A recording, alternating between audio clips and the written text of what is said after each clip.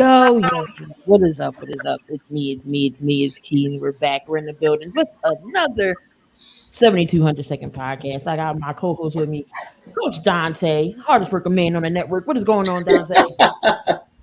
Oh man, my goodness, man. Appreciate that. I'm doing great, man. I'm doing great, man. Another 7,200 seconds podcast, man. Appreciate it from being on the 7,200 seconds. Been on here since day one. And I'm ready to get into it, man. So we got the final four of the playoffs. Let's get right into it. So we hopefully we're gonna be joined by some more people, but if not, look, we be rocking with just us two. Yep. No problem. But let's get Yep. down to the nitty gritty that happened earlier today out in the Big Easy. Sean Payton decides to just step down, and it looks like he may be retiring, or he may step into the broadcast booth. What you think about that move? Hey, when I think of Sean Payton, I think of a great coach. I think of a Super Bowl champion, uh, offensive guru. That kind of got me by surprise a little bit that he's stepping down. Um, Again, we're gonna see who's gonna be the next up and coming coach for the Saints.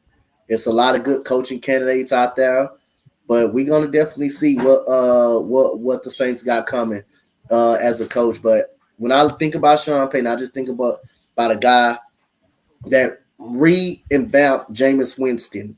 A guy when Jameis Winston was struggling and nobody really didn't want Jameis Winston. He retooled Jameis Winston, and Jameis Winston will have a good year until he tore his ACL up.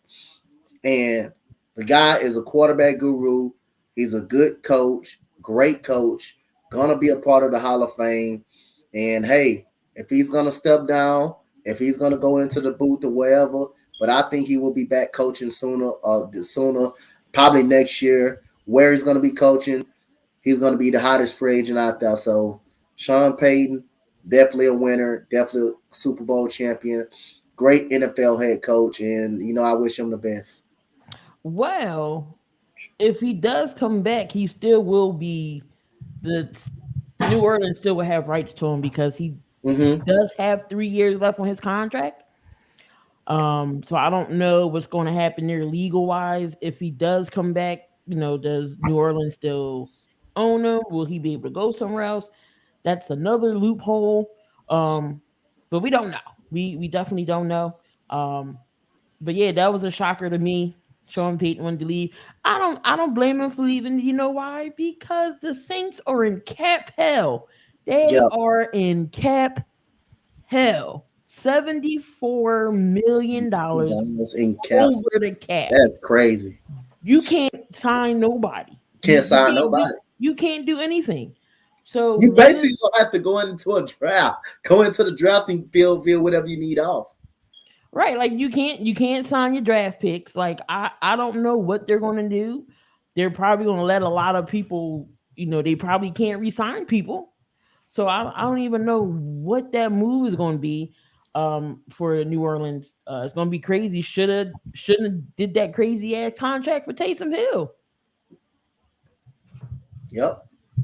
I That mean that Taysom that Hill contract definitely was their Achilles heel because mhm. what was 100 and it was a lot of money for It was Taysom a Hill. hundred about 30 mil, something like that. It was a lot of money though, man. It was a lot of money. That was a lot of money that they gave him just to play quarterback, just to be a quarterback and a positional player. That's a lot of money, man. That yeah, exactly. That was ridiculous. Some other news around Sean. I mean not Sean. Josh Gordon. Of course, he's waived yet again. Mm. Don't know what team is going to pick him up, where he want to go. Is Josh Gordon another one whose career is pretty much over? I want to say it, but the NFL keep giving these guys shots and they keep getting released. I want to say he probably get one more chance, but it would not surprise me if his career is over. Ever since he been on the weed part of things, he has dipped down. Josh Gordon used to be probably a top 5 receiver in the game when he was his younger days in Cleveland. He fell off the face of the map early. real early in his prime, in the good old Josh Gordon days, when he was beating everybody, catching, kept being the number one, the Cleveland most liable receiver. Ever since he got on the weed, he's just been, man, can't find a home, can't find himself. I think he could be an end zone threat to somebody, but it just teams out there not giving him a chance, man. I wouldn't be surprised if his career be over after this one and he doesn't get a shot anymore. I wouldn't be surprised at all. I mean, he didn't do too bad when he was with Seattle and New England. I thought he Mm-hmm. was going to stay with Seattle and Russell because that was actually working for him a little bit. I thought he was good in New England. Actually, I thought he was very good in New England. I'm surprised they didn't give him another shot. I thought he was good in New England. He was good with New England and Seattle, in my opinion. Out there with Russell Wilson hooking up with them two, they was pretty good. But then, injuries, and then he gets suspended again, and then comes back. So I mean, I guess the NFL is all about second chances, but it's just like when's enough enough. Yeah, Um, and speaking of another second chance, Antonio Brown admitted that he said he wants to play with Lamar Jackson in Baltimore. Could that happen? Could you see that working? he's too talented for anybody not to give him another shot. Even though he did what he did, he's too talented for anybody not to get him another shot. But if I was a GM, I wouldn't want that a part of my football team. He can explode at any type of time, any moment. The moment he doesn't get the ball, he can goddamn explode. So hey, if I was a GM or a coach, I wouldn't want that a part of my team. But hey, if it means for him doing right to go play with Lamar Jackson, it depends on this Raven organization how they feel. But if I was a coach or a GM, I wouldn't give him a shot, man.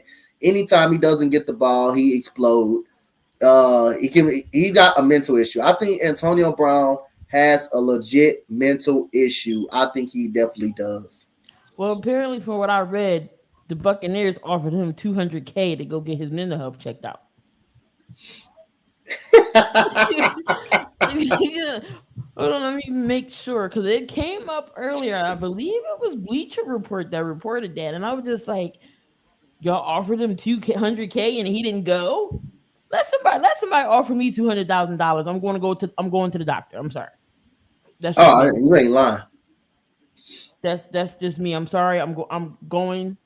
AB's done for me. That look that I'm going to the doctor. You give me 200K right now. I'm going. I'm going to get everything checked out. But I'm yeah, going I to get think he everything checked out. actually I'm not missing not one beat. right. I think he actually did turn it down. Let me look trying to find that joint now. Yeah, it says Antonio Brown says the team offered him 200K to get to go see his mental issues, to get his mental health treatment checked out. And he's going to be interviewed by Brian Gumble on HBO. Yeah. So he gonna tell it all. He gonna tell her, hey, another thing, AB is never afraid. AB is never afraid to say how he feel. He is never afraid to tell you how he feel. You remember when he was on some other show talking about Big Ben and how Mhm. that went down. AB gonna tell you how he feel. That's one thing. He's gonna tell you how he feel. Let's see what's going on, Brendan. What's going on, Judas, and Let It Burn. Let it burn, my Arthur, boy. Brendan says Brown ain't playing another snap. He's had too many issues. No team wants him, and Antonio Brown would be good with the Ravens. I wouldn't be surprised if someone give him another shot though, man. The man is talented, but the attitude level too much. If I was a coach though, I wouldn't want that a part of my football team. I wouldn't really want it. I wouldn't really go for it. I mean, that would be just think about it. Lamar wouldn't really have to run. He's gonna have Antonio Brown on one side, then he's gonna have Hollywood Brown on the other side.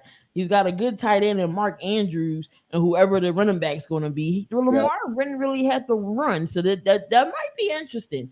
But it might be interesting, but I mean, as soon as this man, if this man is not getting the football, this man is a possibility. He's gonna blast his teammates. He's gonna blast his teammates. He can bust out at any minute. He can bust out at any minute and be a counter in the locker room. We all remember the Instagram thing when he was in the locker room and Mike Tomlin was over there talking and stuff. We all remember that. This man is very much undisciplined and you don't want an undisciplined guy a part of your football team. But who knows? We're gonna see what's gonna happen. We're gonna see what's gonna happen. He is a talent. It's easy when you're that talented to get a job. Simple as that. And to people to give you another shot, that is easy. So I wouldn't be surprised if he gets another shot. Right. And then, with the whole fiasco, what happened out in Vegas with the Raiders calling Mayock out his name and all this Mm-hmm. other stuff. And then the whole thing with Tampa just now throwing all his stuff off and just leaving. I don't know. Yeah. Like everybody said, that hit from Montez Burfict really did something to him, I guess. It made him did. It made it. It made him got him too. That hit made him got him. Cause Montez Burfict, Burfict was hitting everybody like that too, though. He was hitting everybody like that. Let me see. So let Burn says well, he wasn't getting the ball. Remember, Antonio was the number one guy. He went to a team that was already stacked with Evans guy. That is true. That is definitely true. But he performed though too, though. He did. It's not. It's He not. helped him at Super Bowl. Yeah, he helped him out. He definitely was a key factor in that Super Bowl. He definitely throughout that whole season and for half of this year when he actually played. So even though they did have weapons, he was part of one of the focal points of that team. He was helped out. He helped them out very dramatically. And plus, get Chris Godwin going down, he probably would have had even a bigger role because Mm-hmm. they believe it or not, they needed him on that field up in these games because Mike Evans Yep. couldn't hold it down and Grunt couldn't hold it down by themselves. Speaking of the conference games, Andrew Whitworth is expected to practice. Trent Williams may be. Not sure if he will play. Debo Samuel's banged up, but he's going to give it a go. And Tyrann Mathieu is in concussion protocol, but Yeah. he should be okay by Sunday. But we're gonna recap these divisional games, and man, oh man, was these the games for the ages. Oh We my goodness. Tampa Bay and the Rams. That almost came down to the wire. That did come down to the Yep. wire. Rams almost let Tom Brady come back. But that game was 30-27. Dante, what you think about? What you think about that game? Thoughts? Well, I'm not thinking about the game. I think about pretty much the early start of the game. How the Rams started off hot. Matthew Stafford was ripping them to shreds. I mean, Cooper Kupp found ways to get open. Odell Beckham looks happy. He looks motivated to be out there. I don't know. We're gonna see when Robert Woods come back how they're gonna value Odell Beckham if they're gonna keep him around. But it wouldn't hurt me one bit if they keep him around. But you do got a younger Van Jefferson over there. You do got him, so you got some thinking to do if you're gonna keep Odell Beckham around. I didn't think the defense did bad, even though they gave up 27. They gave up a tie to the Rams to the Buccaneers. I didn't think the defense was bad at all. I thought it was those fumbles that cost them. Yeah. We forgot about the Cam Akers fumble at the goal line when they was on the verge of going to go score a touchdown before the second half, and he fumbles the football. The box snap when Matthew Stafford wasn't even ready for the snap. It goes all the way to midfield, and now your defense have to start at about near the 50-yard line. Near the 50-yard line. That's not the defense fault right there. Right. And then you have another fumble right there by Cam Akers at the Buccaneer territory, which is they did recover what the defense is supposed to do. So I thought the defense did a good job. It was just the four fumbles pretty much that almost cost this team. So again, I thought the defense did good. I thought they put some pressure on Tom Brady. Donald was continued to be a beast. Von Miller helped out pretty good. Jalen Ramsey did get beat by Mike Evans. Ooh, but he got beat badly. He got beat badly. That wasn't even really close right there. That was a perfect throw, and he just got beat badly. But what great cornerback does not get beat every once in a while? So I'm not going to blame that on Jalen Ramsey. Now you're going to have people saying just because a cornerback gets beat, he's overrated. No, he's not. He got beat plenty of times before. He just don't get beat too often. He just don't get beat that often, but he holds his side down on the field. I thought the Rams were just a better team. Nothing Tampa Bay could do. They fought hard that they could. They didn't have enough weapons down the stretch. The defense wasn't as good. The secondary was as good. And Matthew Stafford bailed this Rams team out. That's what you go out and get a great quarterback like that for. Everybody want to disrespect a guy like Matthew Stafford. He was putting up 4,000 yards consistently on a losing squad. And he showed you what he can do with weapons when you actually give him a team that he can quarterback for. And now he's in the NFC Championship. You got to find a way to beat the 49ers, though. Right. 28 for 38, 366, two touchdowns. He did get sacked twice. Cam Akers ran the ball 24 times, 48 yards, but he coughed it up twice. Cooper Kupp, man, 9 receptions, 183 yards and a touchdown, especially that long bomb to put them in field goal range. It's like, how do Cooper Kupp get that wide open at Yep. when they're trying to get in field goal range? That's bad coverage and that's bad defense on the Bucks part. OBJ had 9 catches, 69 times. Like, Stafford did spread the ball around. Yep. He found Higby, he found Jefferson, he found Akers. Of course, Cam Akers with the fumble. Cooper Kupp had a fumble. Yep. And then on the Tampa Bay side, Tom Brady 30 of 54, 329. He did have an interception and a pick. He got Yep. sacked 3 times. Leonard Fournette was in rare form. He had two touchdowns coming back from that injury. Yep. He did contribute. Mike Evans, 8 catches, 119 and a touchdown. Gronkowski, 4 catches, 85 yards.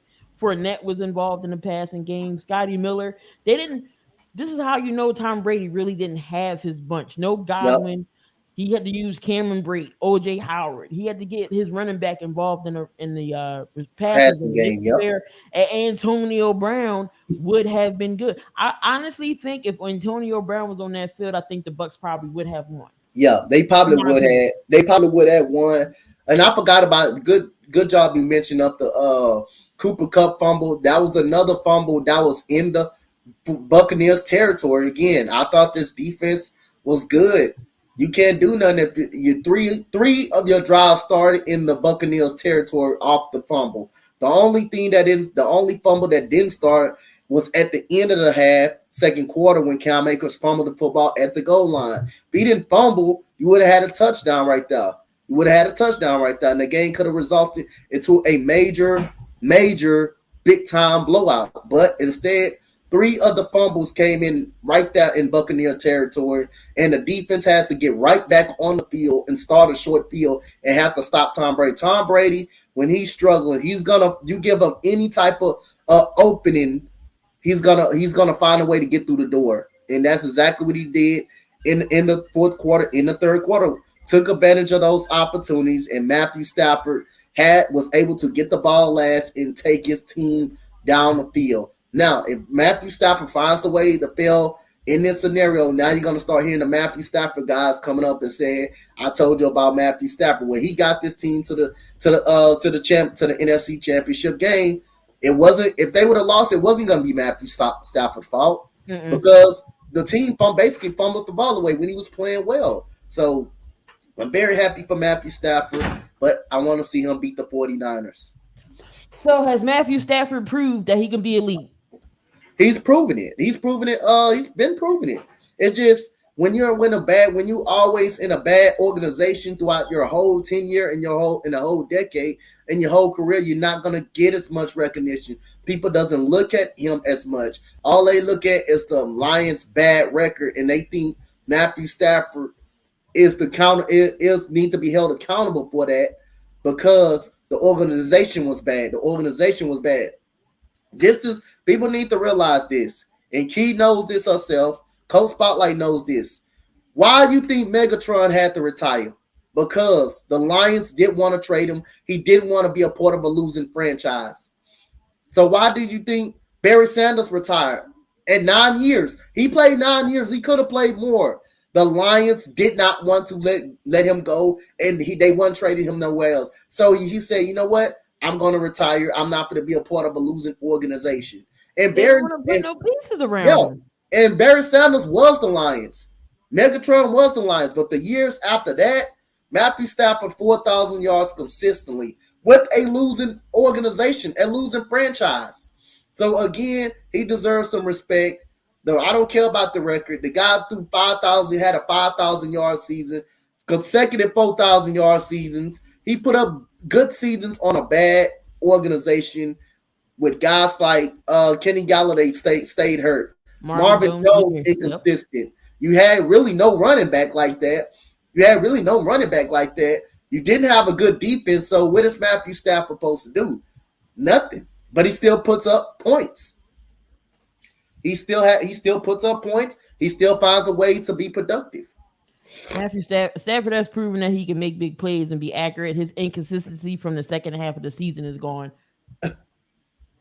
Yeah, and plus he had, he had DeAndre. Well, I don't know if DeAndre Swift came over there. No, I think he had Swift. DeAndre Swift, I know he had a share of running backs.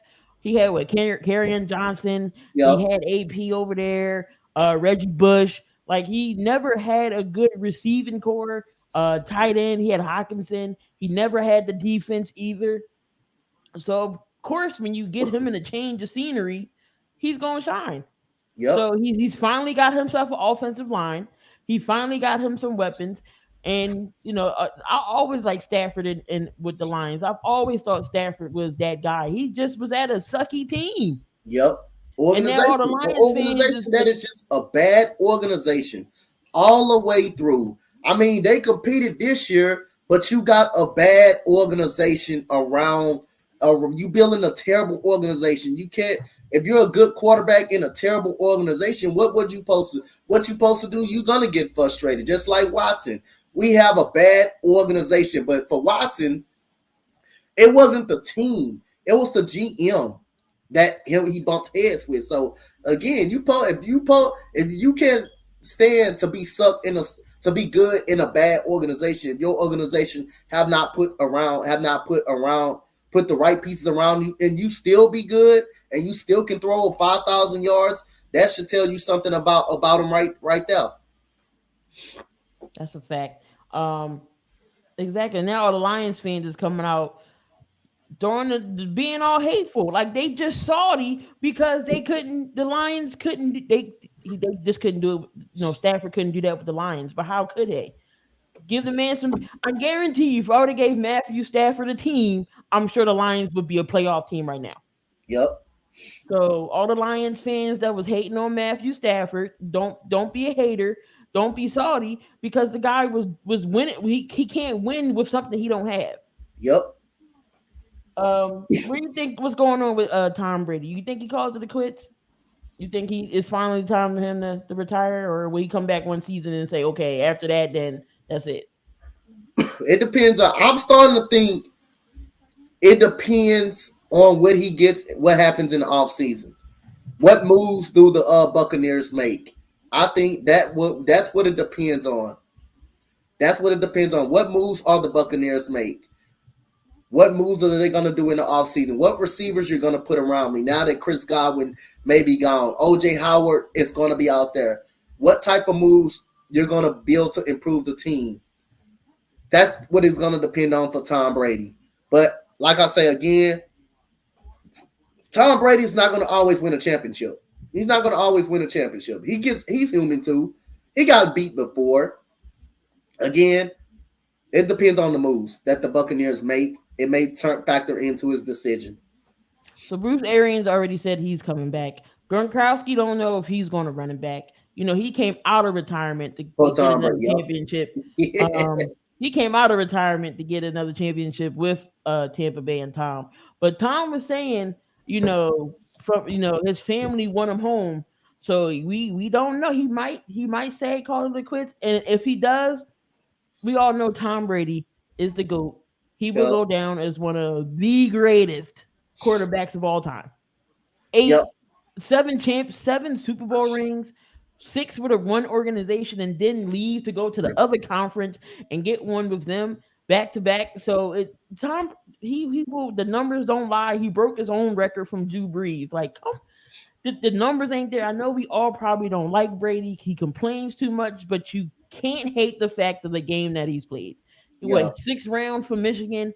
Nobody knew who this kid was, and years later, 7 Definitely. Super Bowls, 7 number Super one in Bowls. every category, damn near. He's beaten all 32 teams. What other quarterback has Yeah, beaten all that's 32 teams? ridiculous. There That's is none ridiculous. but Tom Brady. So he is the GOAT for a reason. It's okay if you want to sit down, Tom. If you want to go enjoy your family, it is all right because Yep. you have achieved more than everything possible everything possible in the NFL. That's your dream to come in the league, dominate, win Super Bowls, and get into the Hall of Fame. And you will go in first ballot, no doubt, no questions asked. You will be a first ballot Hall of Famer. So that's your Definitely. ultimate goal, and you succeed. You've done it. So if you want to Definitely. ride out and chill with your family, so be it. Yep. He has, absolute. Tom Brady has absolutely nothing else he needs to prove to anybody. He won Super Bowls. He lost some Super Bowls. He has nothing to prove to nobody. He's beaten everybody in the NFL. All 32 teams, that is crazy to beat every team in the National Football League. One quarterback beat all these teams. That is ridiculous. You don't. If he retires, he's going to be in the Hall of Fame by next year. Right then and now, he's going to be a Hall Well, of you Fame gotta by next wait year. 5 years, He's got to but wait 5 years. yeah, you Well, gotta wait 5 years after you retire. So he's going to get in the first round. First, soon as his yep, soon as he's eligible, he's getting in the first round. First yep. round, first I ballot. definitely I would put it. Like I say, if I was Roger Goodell or any type of owner, I would put this guy in right then and now. He wouldn't even have to wait for a guy like that. That guy is something. I'm telling you, If, man, that is hard to beat. that's a great question. Can anybody beat Brady's records? If I'm gonna put anybody up there, I'm gonna say possibly Mahomes or Allen right now. They're the only two that I can think of that can crash off. That's gonna pass for crazy yards like that. I know Drew Brees did it, and then Yep, Brady broke it right back. So it's possible that Mahomes or yep. Josh Allen can do it. Everybody is afraid of Patrick Mahomes that he's gonna be the next Tom Brady because again he's fight he this is his fourth NFC AFC championship game already. Now everybody's scared. You should be afraid of this. You should be afraid. You should be afraid of the up and coming Patrick Mahomes. You should be afraid of how good he is. But Tom Brady if he's retired, he has nothing else left to prove. He's beaten every team in the NFL. Now I tell people this all the time. You can beat them in the regular season. In the playoffs, It's totally that's different, different, and that rarely happens. right? Is OBJ back to himself? Before we answer that, in my opinion, OBJ is having fun. He's Yeah, back to having fun. yeah. He's back to being the guy we seen coming in with the Giants. Again, he's played in the national market, LA, big teams, LA and New York and big cities. Do you think he's having fun again? Like he's back to his old self? I think he is, man. He's on a winning organization. I think he is. He's back. He's back to his old self. This is his first time going to an NFC Championship game. This is his first time having this type of fun. You're playing with a great quarterback that can get you the football. You're surrounded by good weapons that, like Cooper Kupp, that gets you wide open by everybody double teaming him. You're playing with a good tight end, a great running game, a great offensive line. He's definitely having some fun. This is his first time in an NFC Championship. If they can find a way to pull off a win against San Francisco, he will be in the Super Bowl right about now. So this is definitely fun for Odell Beckham, and I'm proud. I'm happy that Odell Beckham is having fun, man. Especially from a transition to Cleveland, where you had a quarterback that couldn't get you the football, that wouldn't get you the football, to a quarterback that can find ways to get you the football. So I think he's having some fun, man. He's having the best fun of his whole entire career. You think Cleveland and Baker Mayfield is regretting what he's done? Like, I think it was just the wrong fit. Basically, you're trying to fit something that wasn't going to work. I know Jarvis Juice Landry is his best friend, but you can't fit something that's not going to work. It's kind of like you can't force a relationship to go on if it's not working. So Odell Beckham, it wasn't working, and he's happy to get. I'm glad he's happy to get up out of there. So again, I'm proud of Odell Beckham for what he's done, and I think it's some more moves going to be made in Cleveland this offseason. Facts. I don't. Well, right. We don't know if they're gonna keep Baker Mayfield. We're gonna extend them. We don't know what's gonna go on. See, Baker was the problem. Didn't have the arm or the accuracy like Stafford. I believe that. And then plus, he always went to throw to Landry. I'm just like, you have another wide receiver than just Landry. So, Yep. all right, then we got the Bengals in Tennessee. This game right here. This game right here. Talk about this game, Donte. Oh, well, King, let me 19 to talk about this 16, the game. Bengals win this game by field goal, man. First of all, let me give a shout out to Evan McPherson, the kicker for the A rookie kicker at that. Cincinnati Bengals. Great kicker, clutch kicker right there. 250-yard field goals in this game. Both defenses was great. Both defenses was great all game. I don't know how you win a football game when your offensive line gave up 9 sacks. I don't know how you win that, but that showed you how bad the quarterback play is. That showed you how bad actually the quarterback play was in that game. That shows you that Ryan Tannehill now is benefiting off this running game. That shows you they wanted to run the football as much as they could because they could not trust Ryan Tannehill's arm. Now the first interception was his fault. That was at the start of the game. Second interception, I don't blame him. What's going on, Jeremy? Because I don't blame him because actually it was a tip pass. It was just a great play by the defender. It was just a great play by the defender, Hilton. He tips the ball, it gets up in the air, and he just catches it, and he just runs probably to the 40-yard line with it. So I don't blame Matt. I don't blame him. That was just a great play. But the last and final play, that's completely on Tannehill when you have somebody wide open over the middle. Yeah, this tight end open. This tight end was wide open. Well, first down, and you throw the ball in a short zone on a stop route in between 4 people and gets it picked off. That's all its fault. I know what you call it was the hot man. I know Deontay Foreman was the hot man, but the Bengals were ready for the run the whole game. They was not gonna get beat by Derrick Henry in this running game, and they already knew when Derrick Henry's in the backfield, it's a good chance he may get the first down. That's why they stuffed it on 4th and 1. I know Deontay Foreman was running, but they were gonna figure him out also. They were gonna go more you run, more they were gonna figure out and make Ryan Tannehill beat them, and Tannehill just could not do it. AJ Brown did have a great game. Julio Jones did step up, but this Cincinnati defense did a great job stopping the run. And they did start, and then you had Jamar Chase again breaking some tackles, getting down the field. So hey, give credit to the Cincinnati Bengals, this coaching staff, this organization, how they put pieces around Joe Burrow. They drafted very well, and hey, good credit to Zach Taylor and this organization, man. We're gonna see how they're gonna do Sunday. So Joe Burrow, 28 of 37, 348 and a touchdown. And for him to get sacked nine times, the playoff is a record in the NFL in the playoffs. 9 times. Joe Mixon, 14 carries, 54 yards. He had a touchdown. Jamar Chase, 5 receptions, 109 yards. He got T. Higgins involved. He got C.J. Uzomah involved. Joe Mixon was involved in the passing game. Tyler Boyd was involved in the passing game. And then we go to the Tennessee side. So then you got Tannehill, 15 of 24, 220, a touchdown, 3 interceptions. Yep. 3 interceptions. You had Derrick Henry running the ball 20 times, 62 yards. He get a touchdown. Again, Foreman, 4 carries, 66 yards. He had that long 45-yard run. A.J. Brown was killing it. 5 catches, 142 and a touchdown. Julio Jones, 62 yards.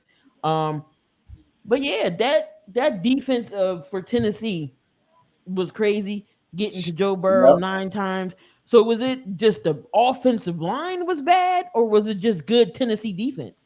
I mean, it was great. I give it to the defense of Tennessee. I think it was great Tennessee defense as well, man. Jeffrey Simmons was good in this game. You have I forgot that other dude named Autry. Danico Autry was pretty good in this game. I got to give credit to their defensive line. Their defensive line got back there to the backfield. They made plays. I got to give credit to this defensive line, but it does put a question on this offensive line for the Kansas City Chiefs Sunday. If they're looking at that film, it does bring some questions to it. I think Chiefs may have a better defensive line than Kansas City Chiefs, but got to give credit to that how well that pass rush was. Definitely. So Derrick Henry. Here's what I said. So we knew Foreman was definitely the hot hand. This is just my opinion. I think they should have ran with Foreman. I know they, have Derrick out there for short yardage, please, like at the goal line, things of that nature. And then let's just say if they beat the Bengals, then this is when you bring back Derrick Henry for a dose of the Chiefs. I think they should have set out Derrick Henry and waited. Did you think he came back too soon? You can say he came back soon. We can say he didn't look like himself. To me, I think the Bengals was ready for that run, ready for Derrick Henry. I think he was ready. They were more ready for Derrick Henry. They were game planning for Derrick Henry this whole time. They knew he was going to play. I think they were just game planning for Derrick Henry the whole time when he got the ball. That's why they pretty much was all over him. He did score a touchdown in the game and looked good scoring a touchdown, but I think they were more ready for Derrick Henry. Yes, you do want to go with the hot guy, but I think the Bengals probably would have adjusted to it quicker ever since that big run that he did have. I thought they would have adjusted to it better. They would have found a way to make the adjustment to it. But again, I'm just gonna say not so much. I think they would. I just got to give Cincinnati Bengals the benefit of a doubt. That was just better game planning because Derrick Henry did score a touchdown and look good scoring a touchdown. So again, he out there. He was able to have some success, not a lot, but I just thought that was credit. I gave credit to the Cincinnati Bengals. I don't believe in Tannehill. I say they go quarterback. Derrick Henry was there to go to the better team. I know Tennessee definitely did give him that contract extension. So shout out to the Bengals. They move on to the AFC Championship game for his first time in a while. Imagine Rodgers to the Titans. Oh man. All right. Then we're gonna go to this third game here. It was a shocker, but it wasn't a shocker. San Francisco goes into Lambeau and beats Green Bay yet again, 13-10. Was this bad Rodgers or good defense on 49ers part? It was good defense. It was definitely good defense. If you look at Rodgers' stats, they was not bad. He had a 91 quarterback rating. It was just good defense by the Niners, good special teams. I know you had Devontae Adams. You did have Devontae Adams, who had a successful game. You did have Aaron Jones, who you stopped going to, but you don't want to force the ball to anybody. So the other receivers just wasn't getting open. At all. Anybody besides Devontae Adams, besides Aaron Jones, nobody else was getting open. Nobody else was really getting that wide open. And you know what Aaron Rodgers is supposed to do? You expect him to just force the ball to anybody and force the ball in coverage? That's not how it works. He did smart things. He threw the ball away when he didn't see nobody. Now, if he would have been turning the ball over, everybody would have had blasting them then. But I think it was just more of San Francisco's good defense, good secondary, good pass rushing, more good game planning, not stopping the run whenever Green Bay did run the ball, which is it wasn't much that they run the ball. But again, I think it was just more good defense. And I just think the special team stepped up. The block kick in the first half when the Packers, I believe, could have went up. They could have went up, I believe, by 10 points, by 13 points, by 10 points. It was 7-0, I think, at the half. It was 7-0, I believe, at the half. And they blocked the kick. Right. Then the 49ers comes down, score. Um, the Definitely not. Packers score, make it 10-7. 49ers score, make it 10-7. Now goes to the later stages of the game. They block a punt. They block a punt to tie the game up. 10-3. They block the punt to tie the game up. All of a sudden, they get another stop.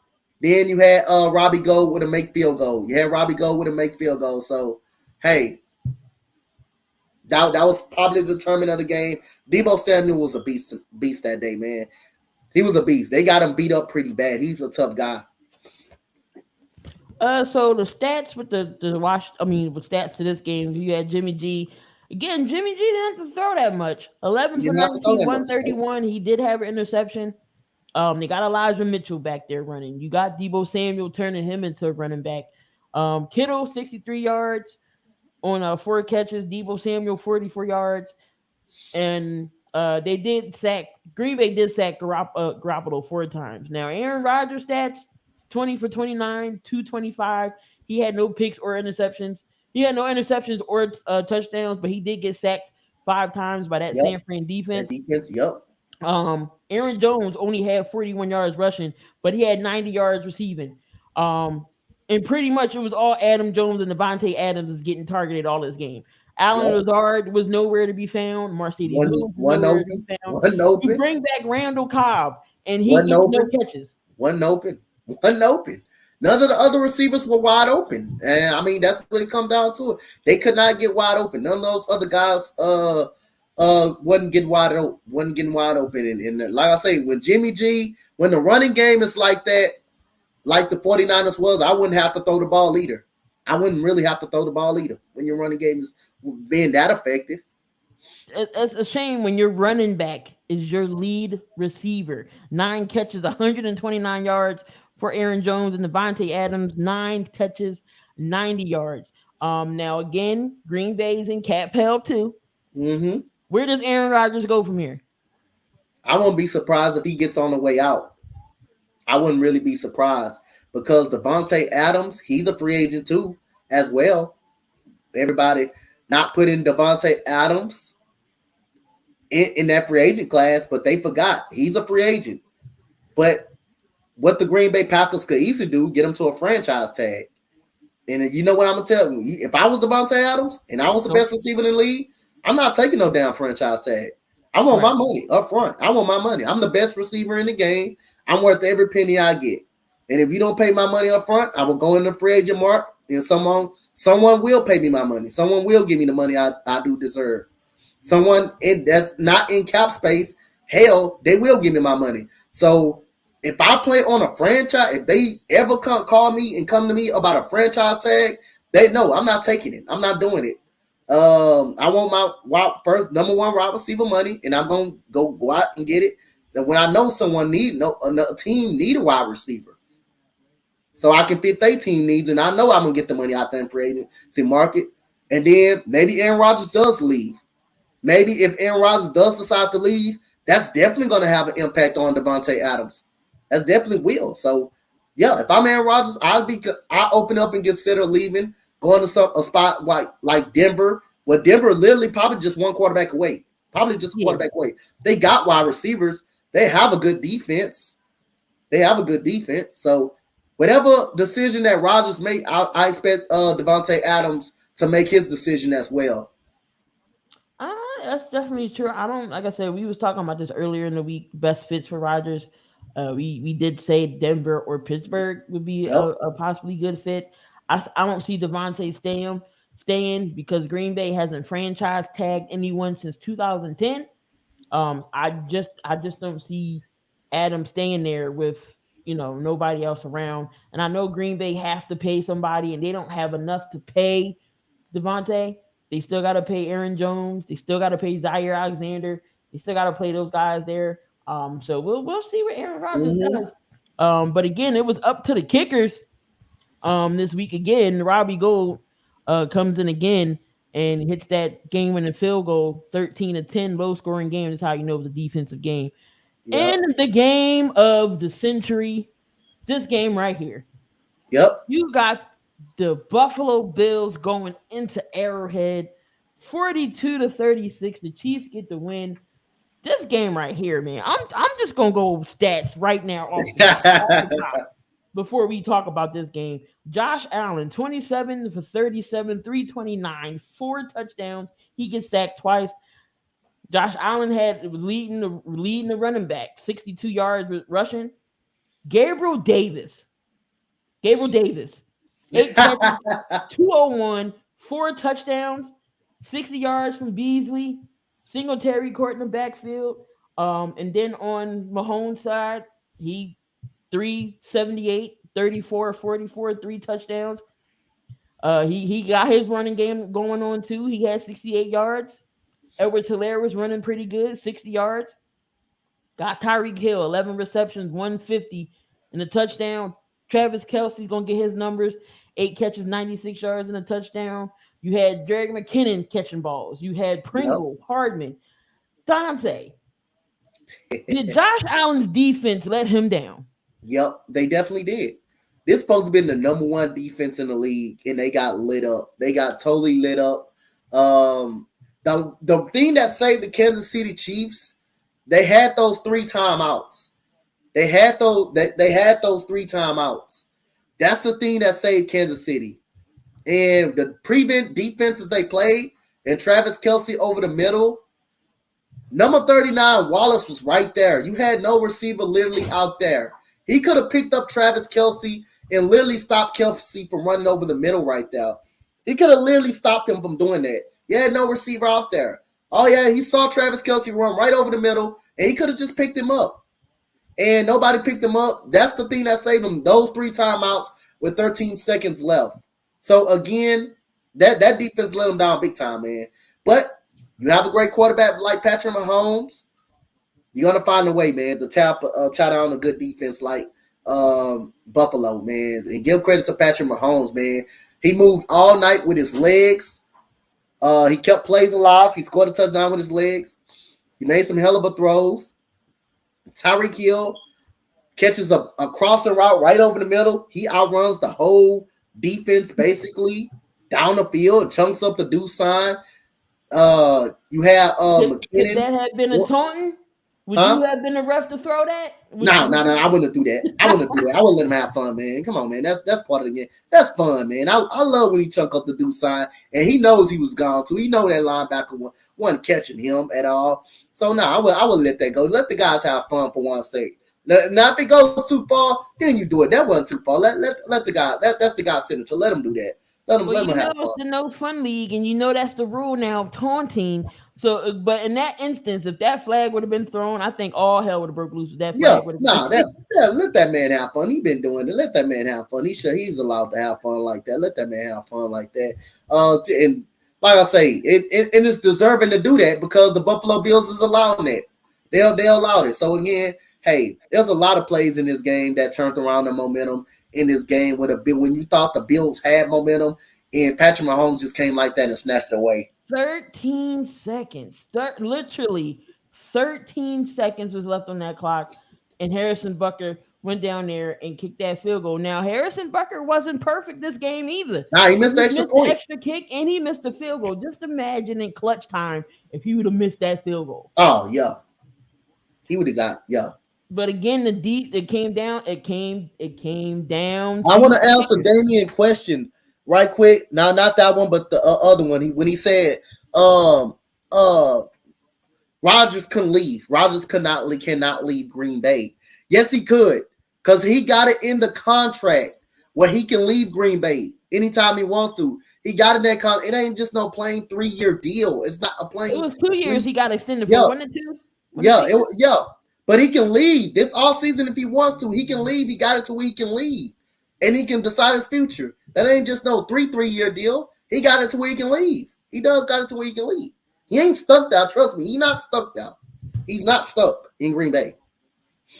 But this game definitely went down to the wire. Definitely, I really feel bad for Josh Allen. Like, he went out there and balled out. Like Lettenberg said, Allen and Mahomes is going to be the new rivalry. It's going to be like Brady and Manning. It's going to be that's going to be the new rivalry. He can beat Patrick Mahomes in the regular season, but like you said, once the playoff come, Once the it's a playoffs, hey, totally different monster in the playoffs. yep, But yeah, Buffalo had their opportunities and chances to win this game, and they didn't. All they had to do was not stop them, not have them drive for 13 seconds left. yep, That's ridiculous. That's and that's absolutely why. unacceptable. And again, people don't think this. Again, people don't mention it. People don't mention this a lot. Clock management is everything. Timeout management is everything. They won this game in 13 seconds, basically having those 3 timeouts. That's what saved Kansas City. They didn't have those 3 timeouts. Buffalo would have won this game. They had 3 timeouts, and it took 1 play to basically get them to field goal range. That was it. And then they took it, and then they went into overtime at that. Yep. And you still can't stop Travis. And you still couldn't stop them. You gave Patrick Mahomes the ball first. Right. This is you know you should always call heads. You know you should always call heads. On tails. You ain't lying about that. But didn't even give a chance to do anything. It was one and done, and that was it. His contract is confusing because his contract is non-voided till 2023, so he can't leave Green Bay. I think he could. I think he still could. He still could leave Green Bay, Damien. Yes, he could. Going on, Miss Bergang. Miss Bergang, what's up? All right. So let's so we got winners and losers. Just let me know if this list is accurate. So we got the winners here. We got Deebo Samuel. We got the 49ers defense. We got Robbie Gould. Yep. Evan McPherson. The Titans pass rush. Jamar Chase, Joe Burrow, and Eli Apple. What? That's the winners list? Yep, that's the winners list. What did Eli Apple do? he was on that list. I don't know what did he do. I don't know what he do. Joe Burrow, he's a winner. He threw it. Nah, I wouldn't have Joe Burrow on that list. I wouldn't have Joe Burrow on the list either. Well, it's not his fault that he did get that he got sacked 9 times. Not his fault, but I thought I wouldn't put him on the winners list either. But I would definitely take Eli Apple off as well, though. So yeah, I kind of disagree with 2 people on that list, and everybody else is straight. He can go to Pittsburgh because Pittsburgh's actually don't have no quarterback. You can't believe in Dwayne Haskins. Mason Rudolph ain't it. So why not have Rodgers go to Pittsburgh? I mean, matter of fact, is the Bengals defense on there? No. No. Put them over the Titans. They won. They held them to 10 points. They held the Titans 10 points. They should be winners. That Bengals defense should be winners. I know the Titans had 9 sacks, but they lost. They lost. Now if they would have won, yeah, but they lost. I would have put Bengals. I want to put Bengals on the list. They won. Then for the losers, they got the Packers offense. Definitely. The 49ers penalties. Aaron Rodgers. The Titans third down efficiency and the Bengals. The Titans third down efficiency. Yep. And the Bengals offensive line definitely. But like I said again, you can put Aaron Rodgers in there because again he didn't perform well. He performed okay. I thought he performed okay, but not great. But again, it wasn't his fault why they lost. Special teams was horrible in the game. Special teams got blocked and they gave up a touchdown. Right, but shout out to the special teams this weekend. It came down to the field goal kickers, and they was clutch when their names were called on, especially Evan McPherson, Harrison Butker, and Robbie Gould. Definitely. Oh, and Matt Gay over there and with the Rams, they definitely came through in the clutch for the special teams. Now it is time for everybody's favorite segment of the evening. like this game, my favorite game. Everybody's favorite segment.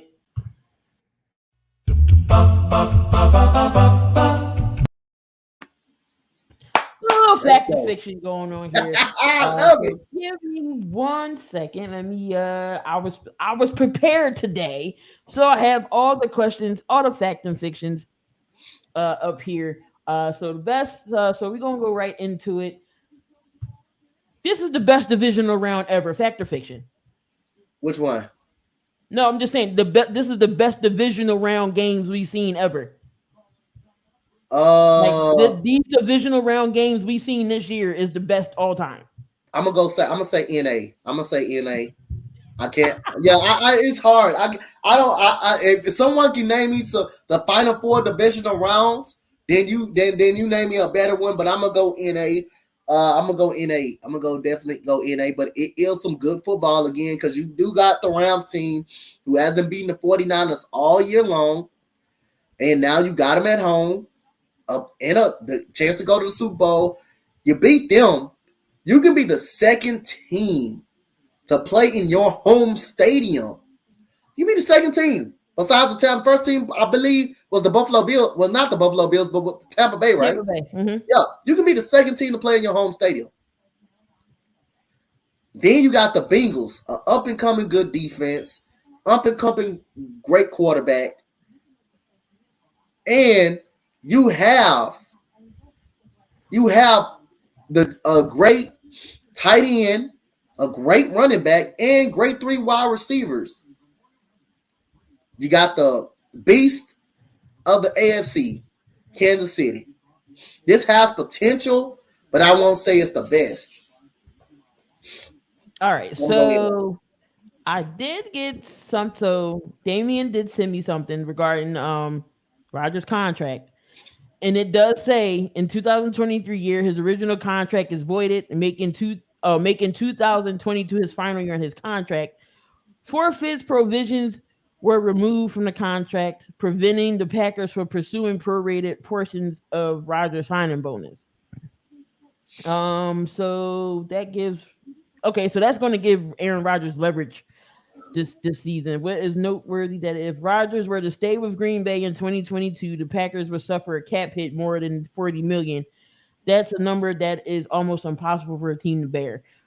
So I think then Aaron Rodgers leaves. Then if that's the case, that's why he still can leave. He has leverage. That's the key word, Damien. He has leverage.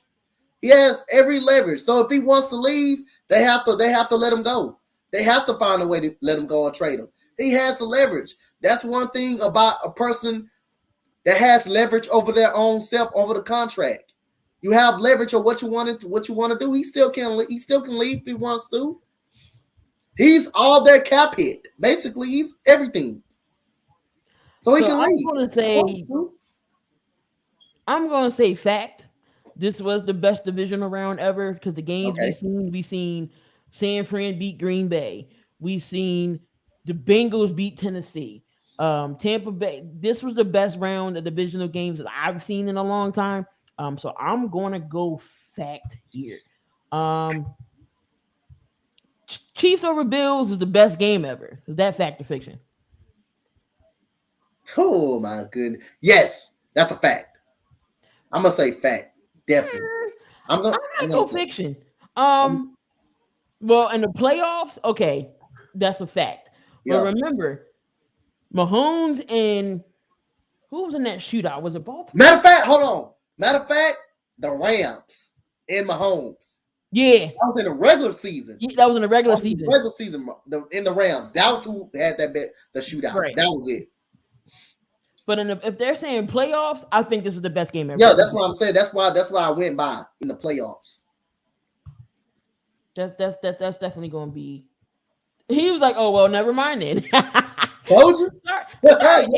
Yeah, Damien. Yo, stop trying to outsmart somebody. Wait. This is the smartest thing he's said in a long time. So, all right. So, fact or fiction?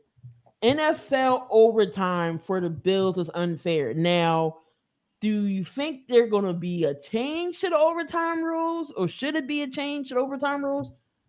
I think it should just be one change of the overtime rule. I'm gonna go fact because the Bills should play some goddamn defense. That's why I'm gonna go fact. But it should be a rule change. And that rule, regardless if you score a touchdown or a field goal, the opposite team still should get one shot. Well, Get it another is shot like to win. that, but if they score If they score a if field Kansas goal, City would have got a field goal, it would have been Buffalo's yeah, chance to but get it. But that's what I'm yeah, saying. A touchdown, you still should get another shot. You should. I mean they do it in You should college. now, if you score a touchdown, you get another shot in college, though. You Yeah, get a that's what shot. I'm saying. They do it in You get a college, shot. But and they they in the put NFL, they don't and it's do it. no kickoff. I think they put the ball. This, in Yeah. my opinion, it should be like college. You put the ball somewhere. Let's say you put the ball at the 50-yard line. I will only change up one thing, and that's it. If you score a touchdown, the game shouldn't be over. The other team needs the opportunity to see can they go match that touchdown. If they can't match that touchdown, then the game is over. Now the field goal is still should be the same thing. If the team can go down there and get a field goal, hey, let them get an opportunity to see can they go match that field goal. If they both do it, then let the game go on. Let the game on. Let the game go on. I don't want the NFL to be like college where they start at the 25-yard line and stuff like that. Let them go length of the field. These are professional football players. College, those are college kids. Let them keep that rule. But the only rule I would really change, regardless if a team scores a touchdown, you should give that opportunity to the team that needs the touchdown, the tie the game, give them an opportunity. Give them an opportunity to go down and score. Definitely. And we got my man Tayrock from Tayrock Talking Sports is in the building. What's going on, Tayrock? Hey, what's up? My bad, yo. I overslept, man. I was tired. All that working I be doing. My body was No, kind of we all drained. know you're the hardest working man ever. But Man, you came in with the fact or fiction. So we the NFL overtime, was it unfair for the Bills? We went fact or fiction. is it overtime for the Bills? Was it unfair? Uh, I can't really say unfair because you already kind of know the rules. Um, but I still would like an opportunity for my team to score. Yes. Yes. That's where I would get. Right. Like I said, I understand the rules, but I would still like my team to get a chance to still score though. Yep. But for the but for the most part, I feel like other than that, that game was pretty close. Other than that, to me about them saying, I, really just to really give my chance. Other than really giving my team a chance to score, that's really the only thing that I can really say about that game because that game was really back and forth the whole time, all the way down to the end. That's a fact. But I think we was all in agreement that at least the other teams should get an opportunity. If they don't get it, they don't get it. Yeah, you know what I'm saying? Like, at least give me the chance first. Yep. Now, if I don't make it, that's just on us. Yep. At the end, the game is over. If you don't score, if you can't match the touchdown on a field goal, then the game is over. Game is over. At least you gave them an opportunity. All right. So, fact or fiction? Tom Brady already knows his future. I think he does. That's a fact. Tom Brady does. For a guy that's a 7-time Super Bowl champion, he knows his future. He knows what his future beholds. That he knows his body. That's no doubt. That's a fact. I think he knows. I think him and A-Rod both do. Yeah, I think he knows it. There's no question.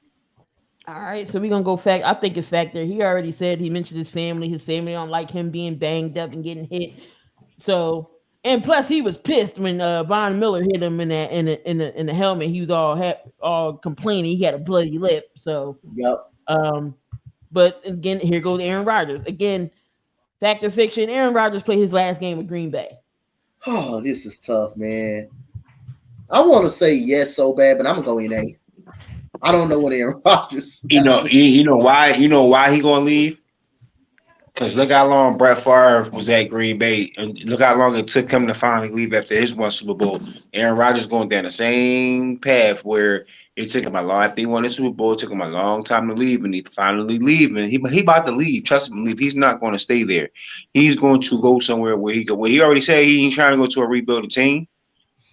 The only way the Packers get him to stay if they bring another wide receiver over there for him and do something with the O line. Other than that, then he ain't coming back. He got to get. They gonna have to pull some strings and get like another top notch wide receiver. Like you ain't getting Hopkins and nobody like that, but you gotta get somebody that can take pressure off Adams as well. So, All right. Fact or fiction? Joe Burrow, toughest QB in the postseason. Fact. Man, he took I 9 can't. hits. He got right now. Go ahead. Go ahead, Tayrock.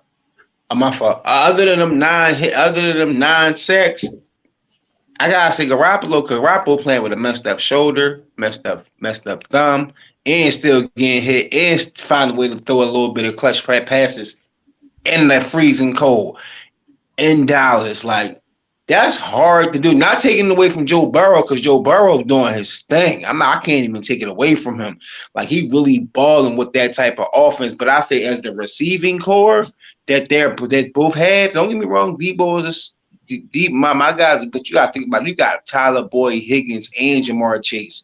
That's a crazy combination of wide receivers. So he kind of got 3 safety blankets for real. So that's why I say I think for like Garoppolo the kind of toughest, because through all the injuries he's still playing, because it could be Trey Lance out there and we could be going home by now. I mean, but Garoppolo didn't get hit that much in the game. He didn't get hit that much like Joe Burrow did. Joe Burrow got hit every time he touched the ball. He touched the ball 9 times. Goddamn, you need a whole ice bath. He got hit in the ankle. He got hit.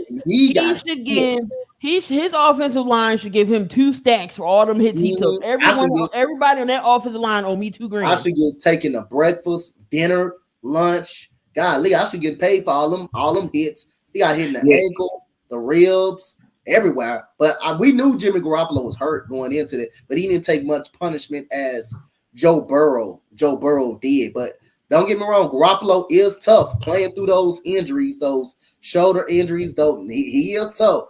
But that week, I mean, Joe Burrow got hit like a golly. He got hit every play. Garoppolo got hit 6 times just by the weather. He said he got hit 6 times just by the weather. It was negative degrees in Green Bay. People in Philly don't even want to go outside when it's 20 degrees. So I could just imagine. You ain't lying about that. All right. And so, fact or fiction, Titans can't win with Tannehill. That's a fact. They already proved. Well, like if you have Derrick Henry, you could. If you have a full-blown healthy Derrick Henry, you could. But for us, him having to lead a team by himself, no, you can't win with Ryan Tannehill. No, you can't do it. He can't beat people with his arm like that. No, that's definitely a fact. How can you pay your quarterback better than you pay your running back? Your running back is the reason why you're here. How that is unnecessary right there. That's a fact. You're not gonna win with Ryan Tannehill. He couldn't even win with the Dolphins. He can rarely win with the Miami Dolphins, but not to do that's his fault. But you cannot really win with Ryan Tannehill like that. You won some games, but you can't. For us, big games, big moments, you cannot win with Ryan Tannehill in the big situations, in the big moments. I'm gonna definitely say fact as well. We talked about this a little bit as well. Tennessee can't afford to cut him. That's like a $35 million hit on his contract, and his contract's not up till 2024. So they may maybe sign somebody on a backup or draft a QB, but they definitely can't let Tannehill just go. Yep. So the Fields got hit the same amount of times in one game. Where's the respect? LOL. You talking about a playoff game, Daniel? We talking about playoffs. We talking about playoffs. Playoffs. Plus your offensive line stinks. Bears offensive line stinks. And hopefully y'all get that addressed by y'all new GM, Ryan Poles. So hopefully your GM Ryan Poles, what's up? And last fact or fiction question goes towards Tayrock and his team. Jimmy G saved his job for 2022. That's fact or fiction. I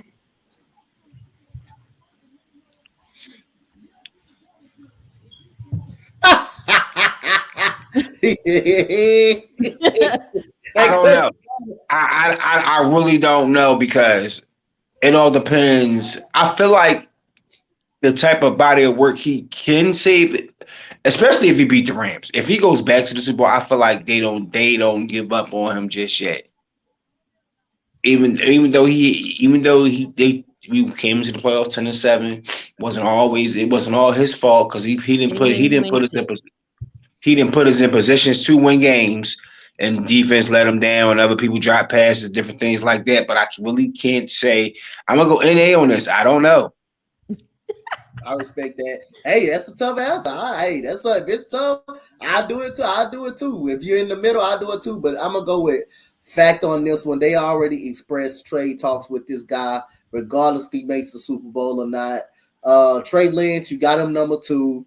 You got him in the draft just to learn from right here, sit by him one year. So I think either way it goes, he just bumping his value up for this season. I think any way it goes, he's gonna be out. It's too much right now for Jimmy Garoppolo in the offseason. I think they would trade, but he has done a great job commanding this team, not hurting this team so much, even though he came close to doing it. But I think he's going to be out anyway it goes, regardless of what happens. I think it's a fact that he will play his last season. It will not save his job. I think you got Trey Lance is going to be ready in this offseason. He's going to be ready.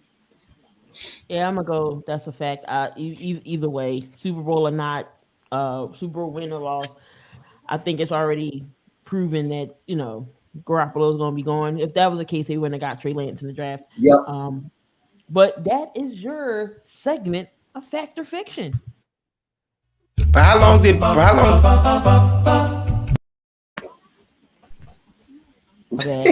Go ahead. How long did Aaron Rodgers sit under Brett Favre?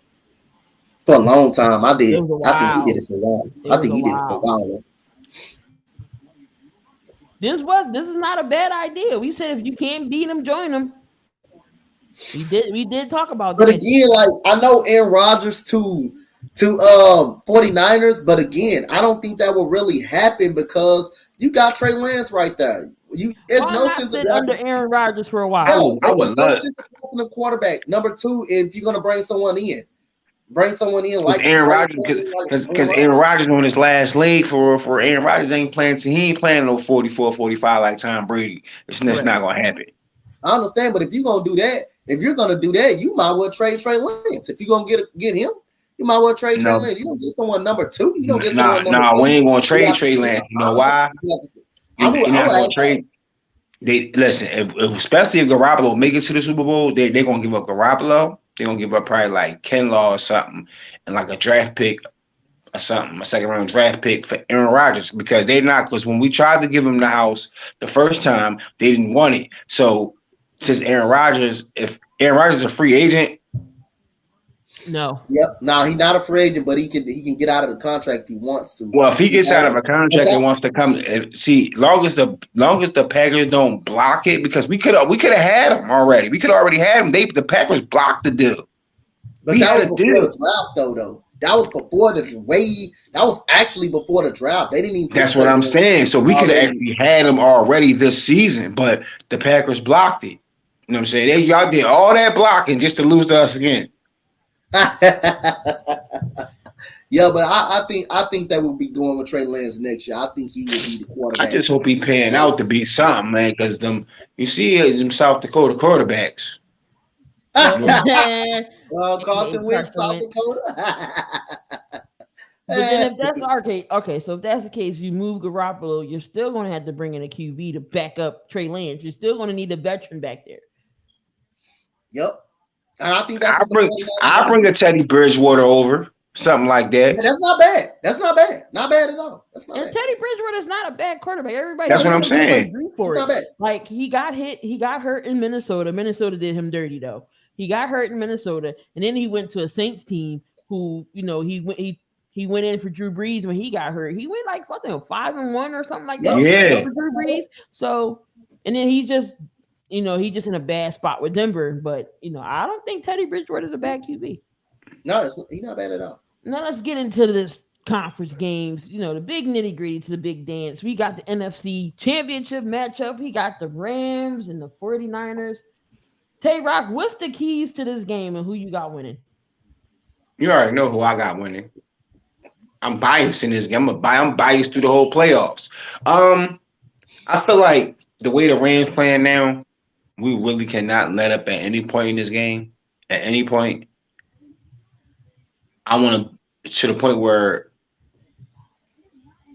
in this game, any mistake and this one mistake at the wrong time can cost you this game. He wouldn't go in the same division, Damien. That's Seattle in the same division as the 49ers. Who are we talking about? He said Russell to the 49ers. I take Russ too, but use the same formula that we've been using. Just don't get down by a lot of points, because I feel like if we would have to come back on them again. It probably won't work this time.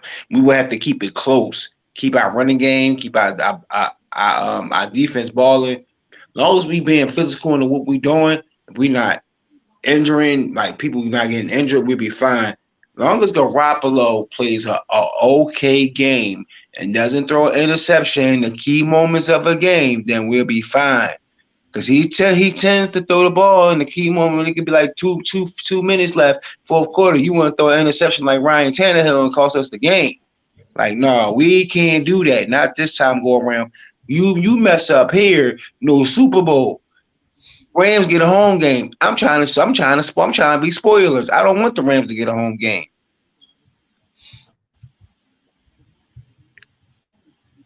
You say Tennessee will be good for us?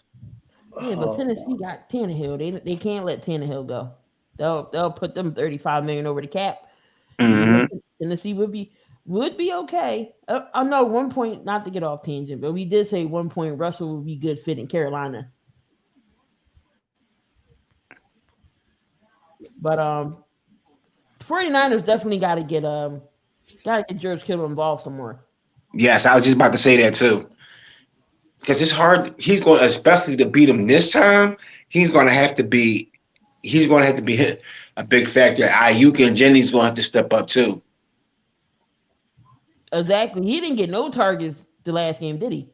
Not really. Well, last game it was hard to really pass like that in that freezing cold. But you in SoFi, you ain't freezing. Your team getting time to rest, different things like that. So for the most part, as long as they stick to their game plan, we should be okay. But like I said, it's hard to beat a team and they stayed them twice back to back like that. And they 0-6 against us. You know what I'm saying? They ain't trying to go 0-7. Right. Like I said, it's not saying that it can't be done, but it's really hard to beat a team 3 times. Yeah. I'm being realistic. Like, I'm not gonna say, we gonna blow them out the water. No, I really gotta be realistic. Yeah, I could be at the table while Donte laughing when I'm crying. His laugh. Like he gonna be like, they got y'all, bro. They got y'all. Donte, what you think about this game? Who wins and what's the key to this game?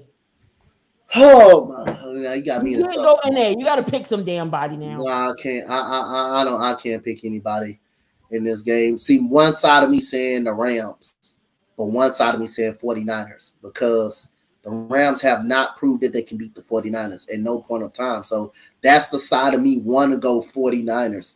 But this other side of me is telling me it is hard to beat a team at any point of time. Especially sweep them. So that's what one side tells me. I don't know which side I want to join. So I'm in the middle. That's why I go NA. Because these two, this is tough to predict. 40, like in the Packers game, I went NA. 49ers defense, I said it, was very good, very disruptive. They got the talent to stop Aaron Rodgers, and exactly what they did. But the running game is going to be a factor for the 49ers. And when it comes down to the end of games, can Jimmy G make the plays that he needs to make if you have to rely on his arm? I don't know. Can he do it? Can he do it? He threw an interception late in the half. First half, that hurt him. That was a bad turnover. If I'm the Rams, I'm going to have to I want to shut down the run. I want to stop all those big runs. Debo coming in this game is banged up. He's banged up because he's getting he's being relied on too much. I'm stacking the box, just like Tampa Bay did to you. I'm stacking the box. I'm ready for the running game, and I'm making Jimmy G. I'm making Jimmy G beat me, period. Can I trust Jalen Ramsey? Yes, I could. We just gonna have to put our head out our ass. We just gonna have to go one-on-one with these. I don't care. We got one-on-one with these receivers. You still got safeties that can cover somebody. I'm gonna make Jimmy G beat him when it's on. If he do it, shake his head. That's all right. But if I'm the 49ers, I come in this game. Let's try to run the football. Let's get the run game established. Let's keep taking pressure off Jimmy G arm. Let's keep him in short third down situations to where he can be able to convert when you don't have to ask him to throw a bomb or make a big play with his arm. Let's keep him in short yardage situations. And let's just keep doing what we do and just keep getting pressure on Matthew Stafford. Hopes he turns into a turnover machine, make the ball come out of his hand real quickly, not give up the big play by the 49ers, because that's exactly what they did the first half of the last game when the 49ers made the playoffs. Now, in the second half, 49ers was able to adjust to that. They were able to get to Matthew Stafford. They ran the ball really well. So if I'm the 49ers, I'm looking at all of that. I'm stopping the big plays. The big plays down the field, because that's what the Rams do good. They love throwing the ball down the field. I'm stopping that. I'm stopping the run game first. If I'm the 49ers, they're great at that. But again, see, I'm in the middle of that. I don't know who I want right now. So I may go NA. I'm going to go NA until Sunday. I got to think about this one.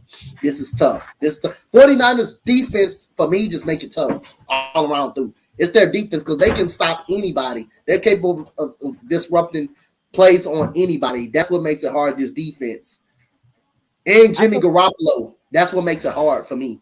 Yeah, I think he's going to turn down that franchise tag. There's no way. I think honestly he's going to wait what Aaron Rodgers is going to do. Wow, and B had 42 and 14. Wow, that's MVP right there. Is he the only one playing basketball for the Sixers? God damn. Pretty much.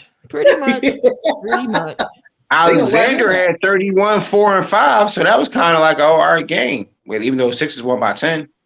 Yeah, my bad. But how you feel about it, Key? It's definitely gonna be tough. I am going to take the Rams here. I think they prove, I think this game they prove they can beat the 49ers. It's now or bust for the Rams for me. There's no way you go out there and improve your team by getting an OBJ and a Von Miller to help out the defense. There's no way. And then you bring Beto back. Why are you bringing all these pieces back for you not to go nowhere? So I think they get over the hump. I think it's going to be a close game. I don't think it'll be a blowout. If they come out swinging like they did with Tampa Bay, they're not coming back. You're not coming back in this game. Like Donte said, they can't give up the deep ball. You got OBJ that can catch it deep. You got Cooper Kupp that can catch it deep. Got a young receiver in Van Jefferson. Now the Niners defense, they see how Cam Akers is with the ball. They might try to strip him. You might see some turnovers. So if y'all can win the turnover battle, if y'all can get Cam Akers to fumble, y'all might have a chance to beat the Rams. But it's I think it's gonna be close. But I'm still gonna take the Rams here in this game. Now I switch over to the AFC side. You got the Bengals and the Chiefs. Is everybody going Chiefs? Because I'm going Chiefs. I don't think the Bengals got a shot. I'm going Chiefs right here, but again, I'm going Chiefs right here. I knew who I was picking in this game from the start. I knew I was picking. Not to underestimate the Bengals, but if the Bengals get into the shootout with the Chiefs in the playoffs, I think the Chiefs will find a way to win this game. Even though it happened earlier in the season, because I did do the game. And they did beat them in a type of shootout game. But then again, I say it over and over. It's playoffs, and adjustments will be made in the playoffs. And the Chiefs do have a good defensive line. Not secondary. They don't got a great secondary, but they do got a good defensive line. So I'm gonna take the Chiefs. Because it's hard. He said, "Wow, coach, picking a winner." That game is hard because look. The San Francisco defense is so good, but Jimmy Garoppolo is so inconsistent. It's one side of me want to go with the Rams. It's one side of me want to take the 49ers because their defense is so good. because I did it last week. And what did it do? Did it work? The 49ers shut them down, shut the Packers down. Did exactly what I was scared of. They shut them down. So, I mean, again, I'm gonna have my pick by Sunday in. I gotta think on this. I definitely gotta think on this. I'm gonna have my pick by Sunday. I will give you a pick on Sunday on the morning show. I will give y'all a pick of this game. Tayrock, you picking the Chiefs? Yeah, we got playoff Mahomes. Playoff P, that's the real playoff P. Not Paul George. This is playoff P right here. Either way, it's going to be a rematch of a Super Bowl because if either one of them play my Niners, it's going to be a repeat of the old Bengals and 49ers or a repeat of the Rams and the Niners. I mean, the Niners and the Chiefs. So either way, it's going to be a rematch for us. Tayrock? Huh? Trent Williams, is he playing? He might not be. That's what I'm praying that happens. Praying that doesn't happen. I hope he does play because we're going to need him for that run game. Hey, Price, you said the Rams defense versus. Hey, Jimmy Garoppolo beat him twice this year. He beat him twice, so I'm not going to underestimate this 49ers team just because they had Jimmy Garoppolo. They found the way to win with Jimmy Garoppolo. They find a way to win. We know it's this defense. We can't sleep on this 49ers defense. They are very good. That's what made my decision very, very hard because they are good. That Eric Armstead, Amenahu, who, by the way, ex-Houston Texan, who's happy to be over there at the 49ers. Those guys can get to the football. Bosa, those guys can get to the quarterback. So, again, hey, I got so much respect of this defense. That's what I got respect. This defense is so good. This defense is very good. That's a fact. So you definitely don't know, but I'm gonna take the Chiefs. Yeah. The playoffs, Mahomes is a different monster in the playoffs. It's just something that he goes another notch. Tyreek Hill. How do you outrun the whole defense of Buffalo? How do you That's Mr. Jetpack. Everybody? That's Mr. Jetpack.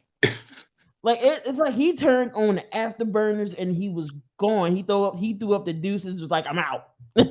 So you got Travis Kelce that comes over the middle. Even if Kelce or Hill don't get open, you still got Hartman that can get open. You still got Pringle.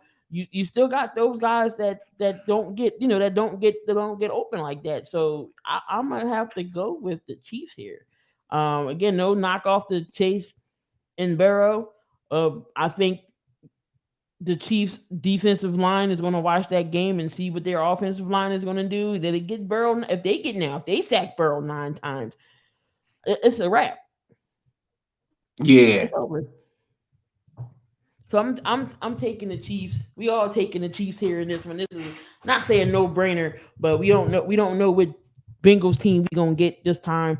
And if they get into the shootout, I'm taking Mahomes all day in the shootout. He only needed 13 seconds to win to put the game in overtime last week. So, But let's jump in. I do have some college basketball topics real quick, and then after we can leave it at that because Tayrock don't really talk about baseball, so we're not going to talk about that. But Jabari Smith, what is his chances of going number 1? It's a great chance that Jabari Smith can go 1-on-1. To at the number 1 pick. The man is a 6'10", that can play point guard, point forward, basically, can shoot, make his teammates better. And this Auburn team will be dangerous going into a tournament, going into the NCAA tournament. I think they can get to far as the Elite 8. This team is definitely the best team in the SEC right now. That was a great display that they put on against John Calipari, Kentucky team who's always good. But Jabari Smith is the real deal, man. That guy's the real deal. Now, I think his chances of going number 1 is very, very high. I think the guy from Duke has a case to make. I can't remember his name. Pinchero. Yeah, Pinchero.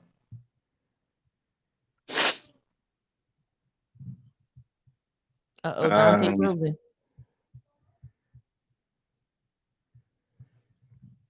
Donte, you there? Did he freeze? Did he freeze?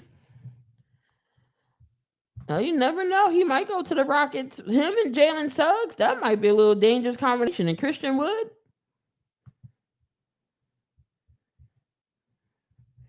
Donte froze. He Yeah, froze. most. I think he might have froze. So we going to X him out for a little bit. He'll come back in um for a little bit, but all right. So while he comes back in, so Russell Westbrook and the Lakers, they're going to stick inside their own.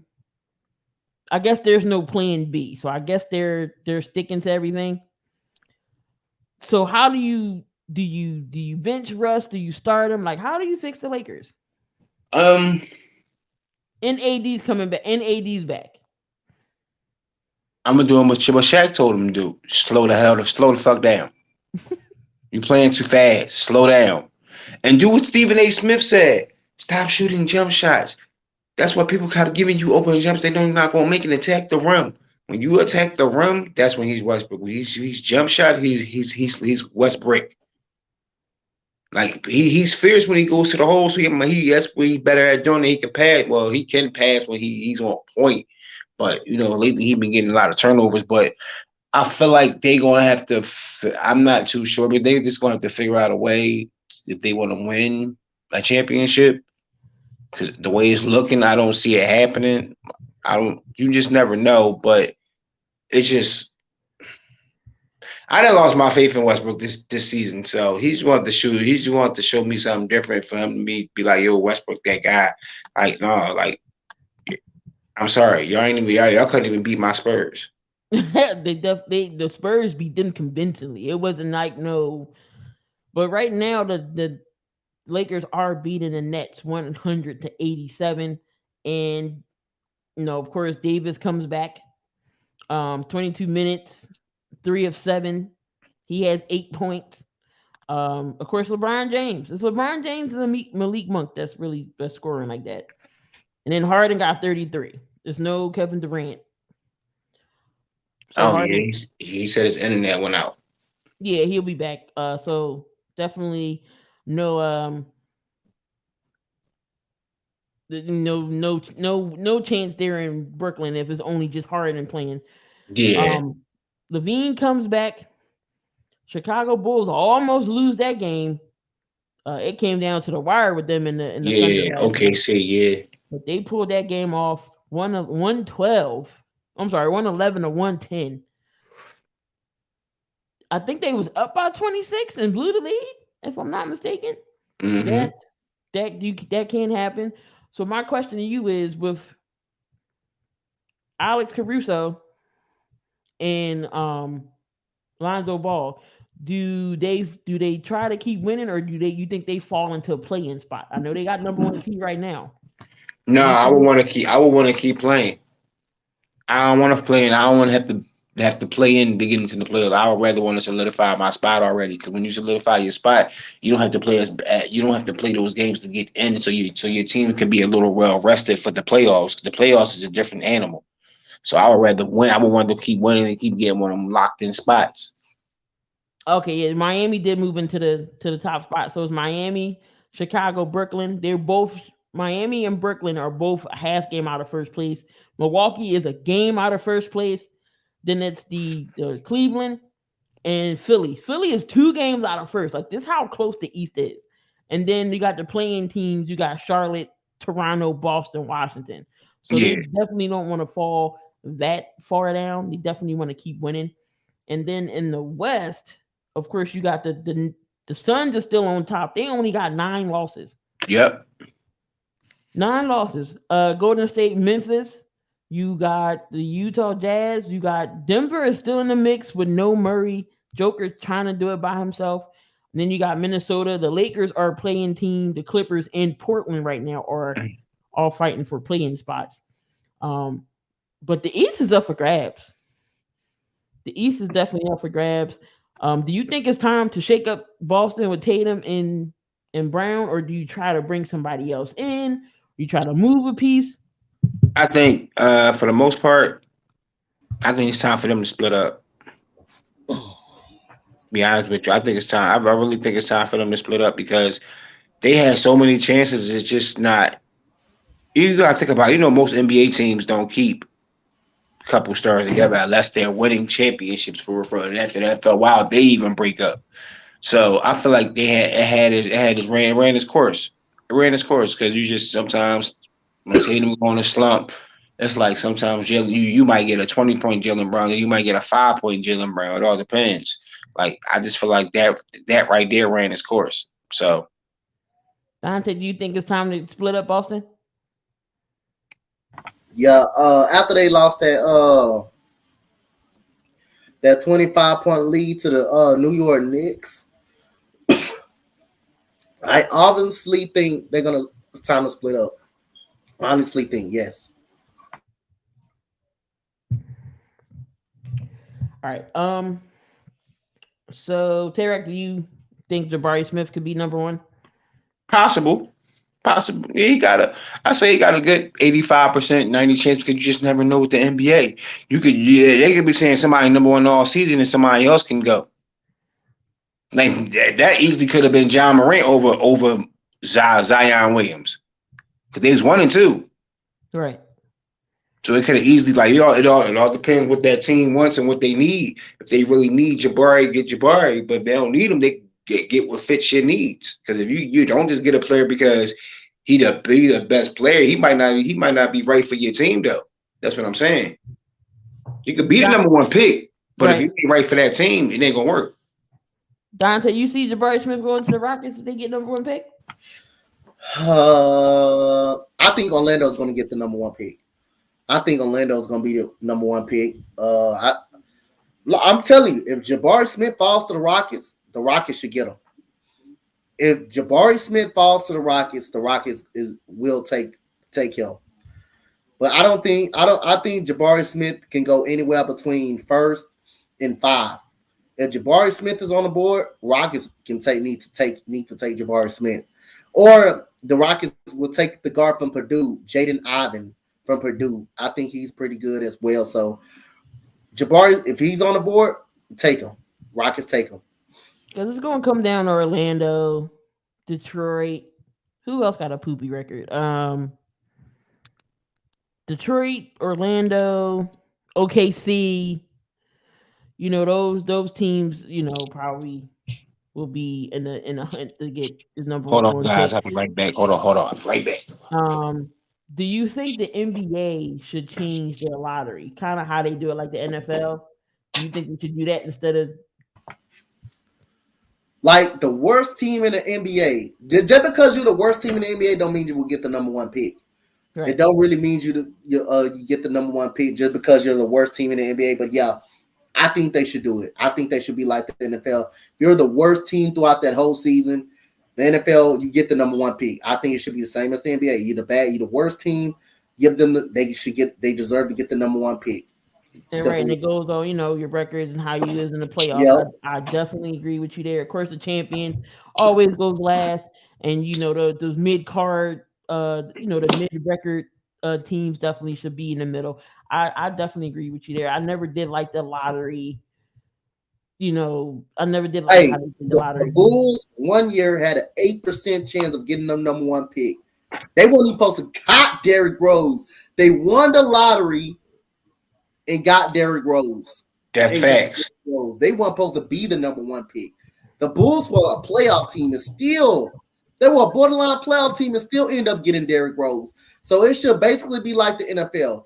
If you stink that year, have the worst record, you should get the number one. They get the number one pick. In the NBA, you stink up the joint, you're the worst team in the NBA, you get the number one pick. They get the number one pick. And whoever's behind that, they get the number 2 pick. Pistons get the number 2 pick. Rockets number 3. OKC number 4. New Orleans 5. That's how in the order that should be. Right there. I think for that's fair to get your chances of getting picks. But I definitely see some of these younger teams that aren't playing so well. I still think they're up and coming. Like the Rockets, you give them more pieces, they'll be right there in games because they beat some teams they weren't supposed to beat. The Rockets, Orlando's another team. Don't count out OKC with them all them draft picks they got. They definitely could do. But what it is, they still need some veterans. But it's going to be hard getting a veteran there in those type of teams, especially in those markets. OKC, And they also got those picks because they made a lot of trades. They made a lot of good trades to stack up those pieces. They got OKC got a bright future, man. 14 picks, first round picks. My goodness, bro. I know. And then their GM is already a good GM. He knows how to draft. He definitely knows how to draft. The Rockets know how to draft. Them two teams knows how to draft. So hey, I'm telling you, man. I think if Houston get them, that's gonna be crazy. If Houston get, also, I think you need to get maybe some type of veteran, probably to get okay. But they be like, okay, so they got a young little team and they got this veteran that's going to help them. Maybe it'll draw some attention to these other superstars to make them want to come over, especially like a Houston or even Orlando, even OKC, because they got Alexander over there. He's not bad, and they got Josh Giddey, up and coming rookie, and then Orlando you got Franz Wagner. So I mean. It's crazy. What if Houston could get like a veteran PG like Mike Conley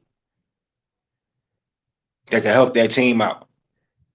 Mike Conley, he a real good point guard. And I feel like with a point guard, you ever notice like he goes to the playoff a lot. Like he like a I'm not gonna call him a Chris Paul, but he makes certain teams better when he plays for them. Right. He over there with Utah with Mitchell. Mm-hmm. But I don't know. What's we call the guy crossed over the other night? Jordan. What's his name from Utah? The one on 6 Man in the War last year. What's that? Jordan Clarkson. Jordan Clarkson. Yeah, Clarkson. Yeah, he got crossed over and fell the other night. Oh. But yeah, anything can happen in this NBA. But I never did like that how the NBA does their drafting. It looks like the Lakers might actually pull this game out. Wait, I spoke. Oh no, I was going to say it's James Harden versus the Lakers. Yeah, that's what it basically is. James Harden versus the Lakers. That's what it basically is. The Spurs beat the Rockets tonight. Yeah, we got y'all back. We got y'all back. Hey, the first one is always the first one though. We drew first blood, but I didn't know y'all had Kenyon Martin Jr. on your team. Yeah. Yep. Yes. K. Martin Jr. I do like Devontae Murray though. He's good though. Yeah. We just need to get it. We just need to get some more players around him that so he ain't gotta really be doing so much. The Boston ain't had to beat the Kings like that. Damn. 128-75. No, yo, the Kings ain't have no. The Kings literally had everybody on their roster score except for one person. Buddy Hield only had 11 points. Oh wow! It was a bad shooting night for Sacramento. It be like that sometimes. Cause Curry was in a slump, Tatum was in a slump. It be like that. Tatum had 36, Robert Williams had 13, and Brown had 30. Before Tatum got out that slump, right before in that Wizards game, before that, he missed. They say he missed like 30-something threes before he made one. Iverson blog said, "Can somebody beat us or no? It's been a while. I don't know. Miami. I was on a tear. Iverson blogs. I'm gonna tell you this now.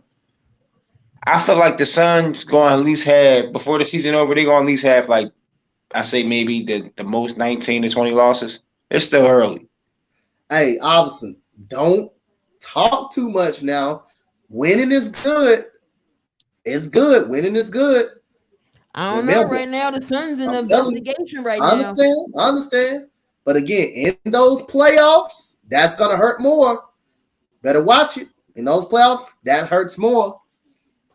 They in the investigation with their owner right now. They about to hold a confidential internal employee hotline to see what they can get about your owner. So some stuff about to hit the fan.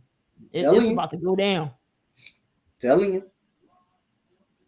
Quick, you open up your mouth, the easy it gets closed. It'll get closed. it's about to go down. But the Sixers did beat the Pelicans 117-107. Embiid with 42 points. I'm not sure if we answered this question, but who would you rather have? Would you rather have a Joel or a Joker on your team? It depends, man. They both.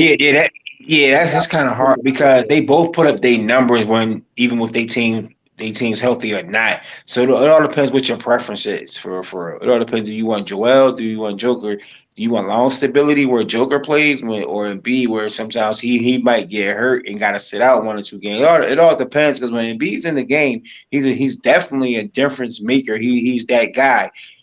But then you got to worry about them times where he hurt and he can't play for certain 2-3 games. Where Joker, you don't really hear Joker really getting hurt too much. So if you want that stability, I will go with Joker. But if you want somebody that's going, because they both win and they both can win. Like I said, it's just I really think it's just all on preference, how your system is. The Clippers were down 35 and they came back and beat the Wizards. That's crazy. That's the Wizards. It ain't like they came back on the wall. You don't come back from a 35-point lead, though. Not 35 points. Not 35. Not when 25 is scary. I've seen it happen. Listen, Tracy McGrady. Listen, I remember when Tracy McGrady was on the Rockets. They was down like 15. He beat us. He beat us by himself in like 10 seconds. So it's possible. He had 13 points in 33 seconds. I remember that. That is possible. If he scored 13 points in 13 seconds, you could come back from 35. So Amir Coffey with 29 points for the Clippers. Terrence Mann with 16. Luke Kennard had 25. Luke Kennard had 25. Damn. For the Wizards, the high man was Beal with 23. Kuzma had 19. Gafford had 12. KCP had 12. That's crazy. 35 points. Wow.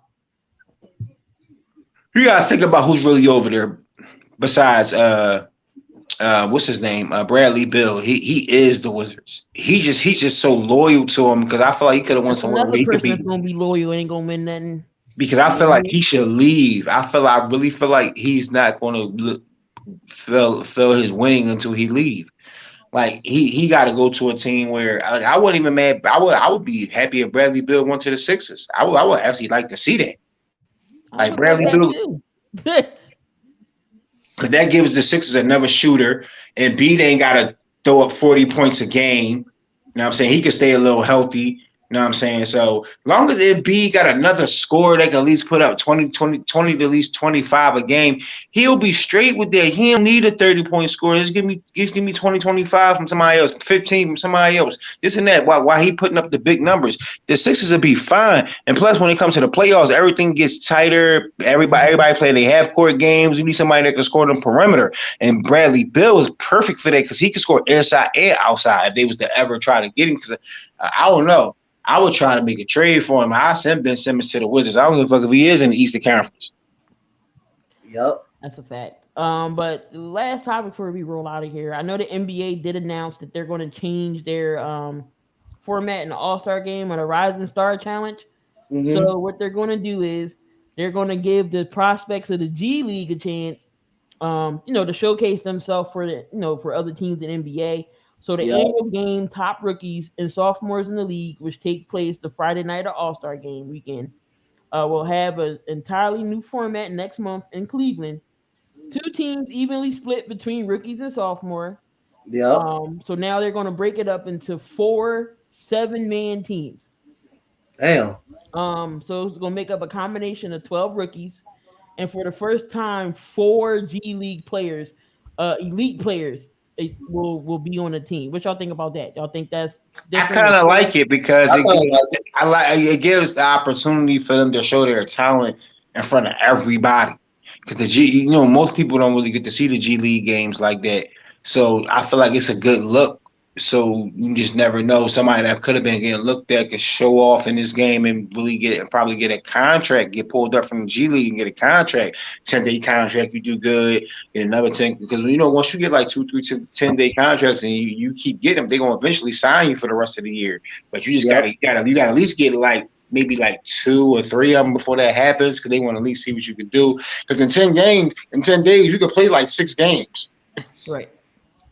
Yep. And then it's going to be so each game will be played to a set score rather than a timer. There will be 3 games played, 2 semifinals, and then the winners playing in the championship game. Um, in the NBA 75th anniversary theme, the semifinals will target a score of 50, and the championship game will go to 25. So it's definitely going to be interesting. I know there's going to be Yep. Jaden Hardy ranked 10th amongst 2022 NBA draft prospects by ESPN. Dyson Daniels and Scoot Henderson will be some of the prospects that's going to be playing. Okay. Okay. I wonder if we're going to see Zaire Wade. That might be interesting. That might be interesting. We'll find out, man. We'll find out. All right, so we're going to wrap things up. Anybody got any last words? Donte, Tayrock, anything? Sorry I came on late. No, you know me. So I'm always at work. I still wanted to make sure I got on. Because I did ask to get on, so I at least wanted to come on here, even though if I did miss like an hour of the show, I was knocked out. But I'm loving how everything going. You know what I'm saying, got a few shirts coming in. I appreciate everybody that joined the live.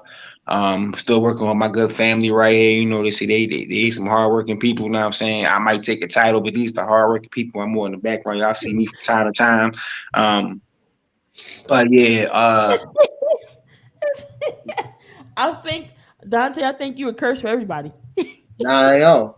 But like I say, come on, man. If they had a full strength Kevin Durant and if Kyrie Irving can play home games, how you think that game would have went out? yeah, the Lakers wouldn't have How won you that. think that game would have went out? The If Lakers they had wouldn't a have won full strength. that. Not to make excuses, but how you think that game would have been a better game? Come on now. Got any words, Donte?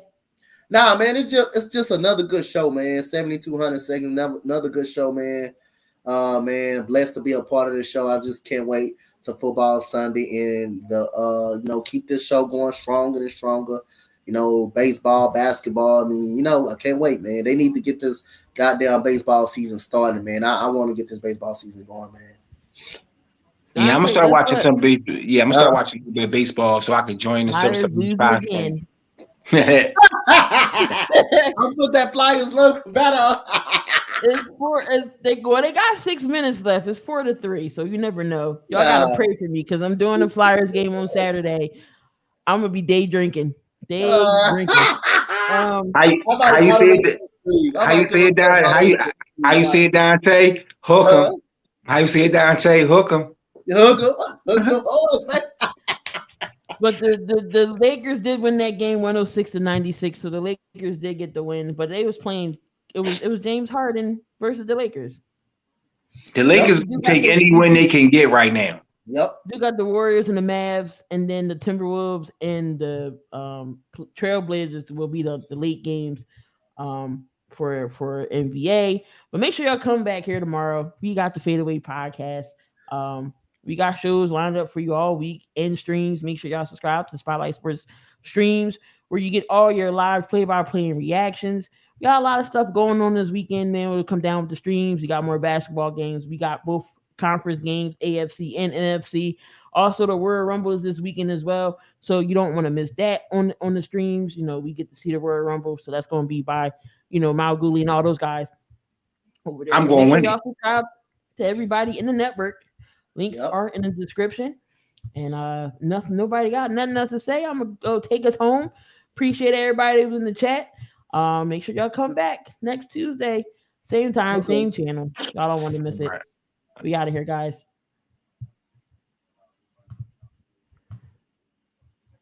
Can never find the intro. Here we go.